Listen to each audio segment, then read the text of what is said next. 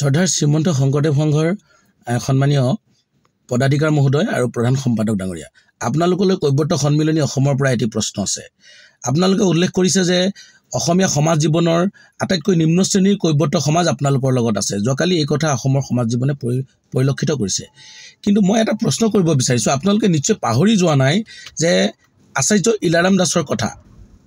আচাৰ্য ইলাৰাম দাস যি এজন কৈৱৰ্ত কুলৰ সুসন্তান, তেখেতে শ্ৰীমন্ত শংকৰদেৱ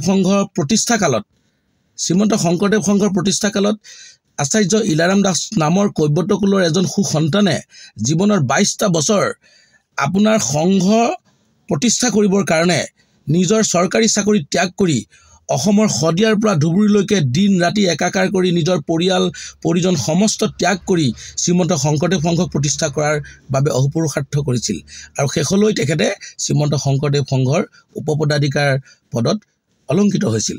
কিন্তু এজন কৈৱৰ্ত কুলৰ হোৱাৰ বাবেই নেকি শ্ৰীমন্ত শংকৰদেৱ সংঘ এটা সময়ত আচাৰ্য ইলাৰাম দাসে অতি দুখ মনেৰে ত্যাগ কৰিবলৈ বাধ্য হৈছিল।